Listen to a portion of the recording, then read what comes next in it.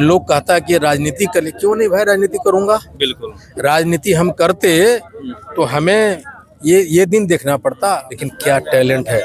तो हाको रथ हम पान उन सारे हीरो मोतियों को तलाशता, समेटता, सहेजता चल पड़ा है। लड़ने की क्षमता को डेवलप करना होगा। जब तक लड़ेंगे नहीं और सत्ता के सामने सीना को तानेंगे नहीं, तब तक आपको कुछ हासिल नहीं होता।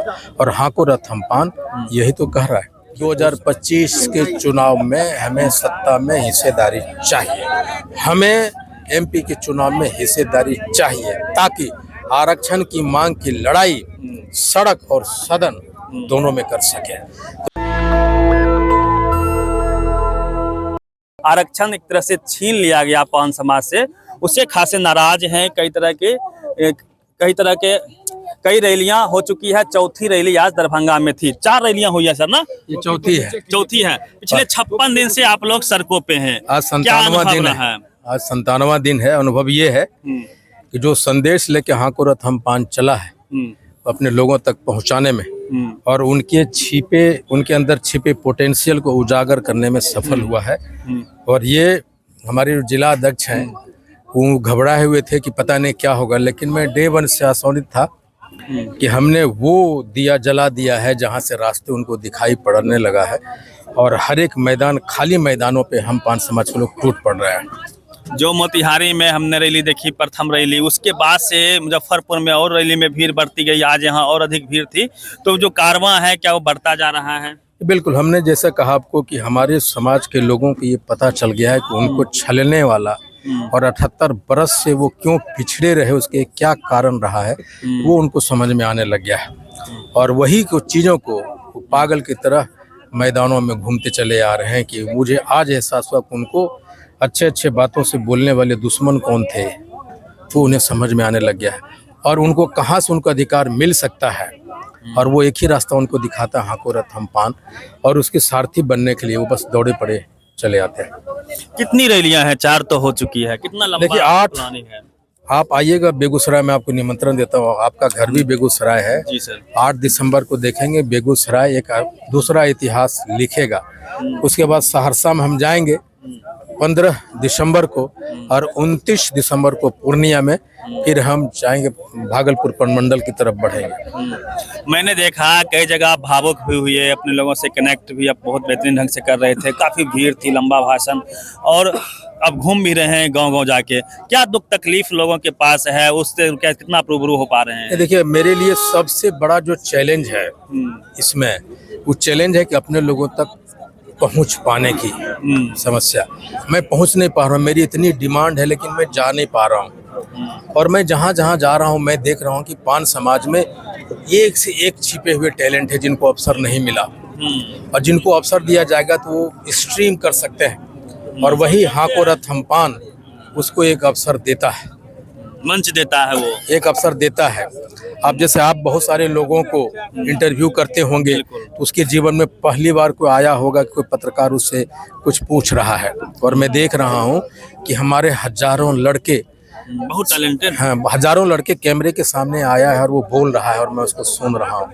महिलाएं आई है, और ये भी एक मीडिया है, एक जरिया है जो हम अपने पान समाज के लोगों को दिखा रहे हैं कि देखो जिसका तुम इंटरव्यू ले रहे हो वो छोटा बच्चा है, लेकिन क्या टैलेंट है। तो हाको रथ हम पान उन सारे हीरो मोतियों को तलाशता, समेटता, सहेजता चल पड़ा है। मैंने कई भाषणें आपकी सुनी है, तो लगातार आप राजनीतिक, आर्थिक, इकोनॉमिक हर तरह की बात कर रहे हैं कि हर चहुमुखी विकास हो इस समाज का।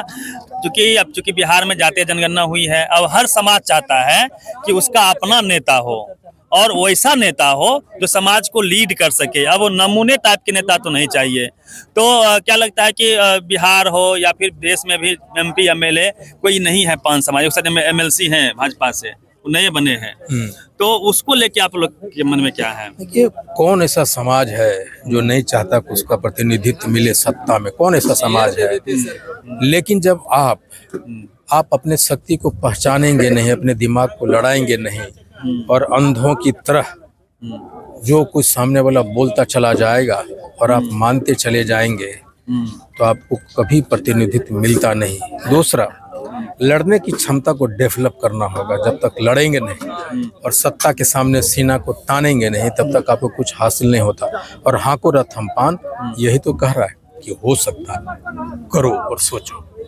आप लोग मतलब पॉलिटिकल भागीदारी के लिए तैयार हैं? नहीं, बिल्कुल। हम तो कहते हैं कि भाई ये बिल्कुल हमें 2025 के चुनाव में हमें सत्ता में हिस्सेदारी चाहिए, हमें एमपी के चुनाव में हिस्सेदारी चाहिए, ताकि आरक्षण की मांग की लड़ाई सड़क और सदन दोनों में कर सके। तो लोग कहता है कि राजनीति कर ले, क्यों नहीं भाई राजनीति करूंगा। बिल्कुल। राजनीति हम करते तो हमें ये दिन देखना पड़ता। राजनीति हमने नहीं किया है, इसलिए दिन देखने पड़े हैं। इसलिए हाँ को रथ हम पान अपने लोगों में राजनीति करना भी सिखा रहा है, और साथ ये भी कह रहा है कि तुम चाहोगे, लड़ोगे तो तुम्हारे घर तक टिकट आएगा, जो आज तक कभी देने की जहमत नहीं उठाई। एक आखिरी सवाल लेते हैं सर, जैसे आप इतने मजबूत नेता हैं, इंजीनियर भी हैं, बहुत गरीबी से निकल के भी बाहर आए हैं, तो अभी जो पार्टियां हैं वो चाहती है कि हमको, वो टोकनिज्म करती है, हमको कठपुतली नेता चाहिए। आप ही के समाज से आप इतना मेहनत कर रहे हैं, किसी और को जिसको कुछ नहीं आता पता है, सामाजिक नॉलेज नहीं है, उसको खड़ा कर देगी, जात के नाम पे लोग उनके साथ चले जाएंगे। ये चलता रहा है बिहार में। अच्छा देखिए, बात बताएं, किसी को खड़ा कर दे आईपी गुप्ता, उसको जिताने के लिए चला जाएगा। नंबर 1, मायावती के उनके स्वजाति के सैकड़ों एमएलए एमपी मंत्री हुए, मायावती एक ही है। लालू यादव के यहाँ सैकड़ों एमपी एमएलए हुए, लालू यादव एक ही हैं। कुशवाहापुरी में ढेर सारा एमपी एमएलए एक ही है। बाला साहब ठाकरे के बहुत सारे एमएलए, बाला साहब ठाकरे एकरे है। आईपी गुप्ता एमपी एमएलए बने ना बने, आईपी गुप्ता रहेगा। आईपी गुप्ता जिंदाबाद। इतना विशाल हृदय जल्दी लोगों में होता नहीं है जितना आप दिखा रहे हैं सर। देखिए, मैं रतन टाटा से एक चीज सीखा है। रतन टाटा जी ब्रांड है, और उन्होंने मुझे एक चीज सिखाया है कि अगर टाटा ब्रांड है पूरे विश्व में, तो उसका सिर्फ एक ही कारण है कि उनके पास दुनिया के सबसे क्वालिटी बढ़िया इंजीनियर है, बढ़िया मैनेजमेंट का टीम है। Ratan Tata will remain the one and only. इसलिए आईपी गुप्ता के पास सैकड़ों वैसे लोगों को तैयार करना है। मैं अगर डर गया तो मैं नेता पैदा कर पाऊंगा। मैं नेता इसलिए बनना चाहता कि अपने समाज में नेता को पैदा करना चाहता, और आयाम खड़े होंगे। बिल्कुल। एक चूंकि पॉलिटिकल सवाल इसलिए क्योंकि झारखंड और बिहार में उपचुनाव हुए, बिहार में आप लगातार घूम भी रहे हैं, पवन समाज की अच्छी खासी जनसंख्या है। उपचुनाव में तेजस्वी यादव 4 सीट गवा गए, एनडीए को 4 सीट मिली है। तो क्या लगता है कि अब मैंने पहले भी बोला कि अब जो नेता समाज से उभर के सामने आ रहे हैं, उनको जगह देना पड़ेगा, ये कमी हो रही है उन लोगों से। देखिए, मैं एक बात बताऊं आपको, मैं पहले भी कहा था कि जो नया दल बना है ना, वो दल है नहीं, वो दलदल है। अब जरा बिहार की बात कर ले, हैं महाराष्ट्र में भी अब अगर पूछेंगे तो जवाब दे दूंगा। यहाँ देखिए, अब 4 सीट थे, और वो 4 जगह जहां उन्होंने 7 कैंडिडेट दिए, 2 जगह प्रशांत किशोर, वहां उनकी जमानत जब्त हो गई, वोट नहीं मिला 5,000। लेकिन जहां बैकवर्ड मुसलमान थे वहां उनको वोट मिले 1737। और ये एनडीए सिर्फ इसलिए जीता है कि वहां दलदल था, और उसी दलदल को पाटने का नाम है हाँ को रथ हम पान है। जो जनसुराज काटेगा वही हाँ को रथ हम पान भरेगा, जोड़ेंगे। और वहीं पे हाँ को रथ हम पान की महता है। ये इशारा है तेजस्वी यादव के लिए, क्योंकि बैटिंग बहुत अच्छे से कर रहा प्रशांत किशोर। नहीं, मैं ये किशोर अगर किसी से कर लिया गठबंधन, जो दिन रात वो करने के लिए मतलब ताबड़तोड़ कर रहा कि कोई हमको रख ले गठबंधन में, भाई बात जिधर जाएगा उधर तो गैप होगा। मैं जो भी गैप क्रिएट हो रहा है, जीत और हार का जो दूरियां है, वो सिर्फ और सिर्फ हाँ को रथ हम पान भरेगा। चलिए, आईपी गुप्ता जी हैं, बहुत शुभकामनाएं। आप इतना शानदार रैली सर कर रहे हैं और आगे भी करते रहिए। स्वास्थ्य वगैरह ठीक है? नहीं, मैं 2 दिन से लगातार बीमार हूँ, और मेरी जर्नी फिर कल से चालू हो रही है। बीमार है फिर भी चलना पड़ेगा। कैसे चलते हैं? रथ से चलते कैसे चलते हैं? मतलब क्या? देखिए, एक्चुअली मेरे साथ मल्टीपल टास्क है। रथ तो चल रहा है, रथ को मैंने सस्टेनेबल कर दिया है। कि जहां जाए रथ अगर खाली भी जा रहा है तो सोचता है आईपी गुप्ता आ गया। और मुझे मोटिवेशनल मीटिंग करनी पड़ती है, तैयारियां करनी पड़ती है, जहां रैलियां हो रही उसको जायजा लेना पड़ता है, उसकी कमियों को देखना पड़ता है। तो मैं मल्टीपल टास्क कर रहा हूँ। अच्छा। और जब नेता सड़क पे खुद नहीं रहेगा तो जनता चलेगी क्या? वो सोचता है कि देख आईपी गुप्ता आज बीमार है, चल रहा है, तो हम कितना दिन चले। ये जुनून पैदा हो गया। हाँ, कि वो चल रहा है, वो अपना परिवार, अपना घर, अपना बिजनेस, अपना इज्जत, अपना हेल्थ सब कुछ त्यागा है। वो कहता है कि वो इतना कुछ कर रहा है तो हम एक दिन नहीं समय दे सकते। दैट इज व्हाई कि जितनी भी रैलियां हैं उसमें जनसैलाब है। एक लास्ट सवाल लेते हैं। बाबा साहब ने भी कहा था कि सामाजिक उत्थान के बिना राजनीतिक उत्थान संभव नहीं है। सामाजिक उत्थान का मतलब यह है कि समाज की कुरीतियों से समाज को दूर भगाना, पाखंड से अलग करना, स्कूल की तरफ ले जाना। क्या इस मुद्दे जैसे कि मृत्यु भोज, मुंडन में लोग कर्जा लेके खर्च कर देते हैं सर, और बच्चे को पढ़ाते नहीं है स्कूलों में, इसको लेके जागरूकता वगैरह मैं कर रहे हैं? 3 चीज करूंगा। एक तो आज भी हमारे गांव में अंचरेलवा बाबा का पिंडा है हमारे घरों में। अंचरेलवा बाबा को भी नोच फेंकेंगे हम। क्या बात कर रहे हैं सर? हाँ, दूसरा लठाना एक गांव में आज भी गांव में अंचरेलवा बाबा है, बहुत सारा बाबा है। एक वो, दूसरा मैं बताऊं खासकर जो समाज पढ़ा लिखा अनपढ़ हो वो बहुत बड़ा चैलेंज होता है।